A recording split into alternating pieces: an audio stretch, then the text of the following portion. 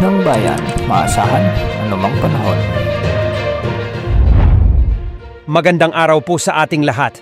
Narito ang update sa lagay ng panahon ngayong araw ng Sabado, June 8, 2024 at sa patuloy na umiiral na southwest monsoon. Ngayong araw nga ay apektado pa rin ang western sections ng Luzon at Visayas ng southwest monsoon at asahang magpapatuloy pa rin ito hanggang sa mga susunod na araw.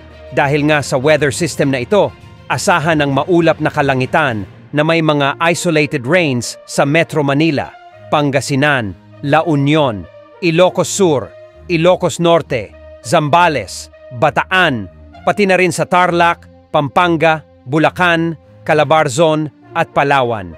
Kaya asahan ang maulap na kalangitan na may isolated rains at thunderstorms. Posibleng magpatuloy ang maulang panahon sa mga susunod na oras, lalo na pagsapit ng hapon at gabi. Samantala, kahapon ay idineklara na ng Pag-asa ang pagtatapos ng El Nino na nakaapekto sa bansa ng ilang buwan at sa ngayon ay bumalik na sa El Nino Southern Oscillation o neutral condition ang ating panahon. Ngunit sa pagtatapos ng El Nino, nagbabanta naman ang pagpasok ng La Nina sa pagpasok ng buwan ng Hulyo, Agosto at Setyembre ngayong taon. Sa kabila nito at sa umiiral na southwest monsoon sa bansa, ang mga epekto ng El Nino ay maaari pa ring mararanasan sa bansa tulad ng mas mainit kaysa sa karaniwang temperatura at mas mababa sa normal na pag-ulan. Ngayong araw ay may mga inaasahang pag-ulan din sa Mindoro Provinces, Antique, Iloilo, Negros Occidental, Bohol at Eastern Visayas dahil sa pinagsamang epekto ng southwest monsoon at mga localized thunderstorms.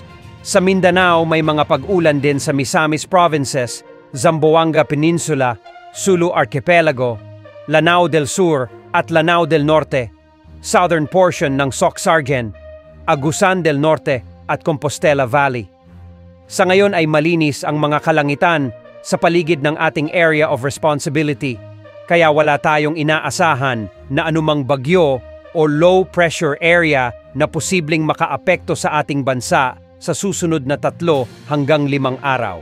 Ayon naman sa pagtataya ng mga weather models, posibleng magtatagal pa ang pag-iral ng southwest monsoon sa bansa at posible ang mga moderate to heavy rains, lalo na sa kanlurang bahagi ng bansa at posibleng sa susunod na, at yan po ang update sa lagay ng panahon.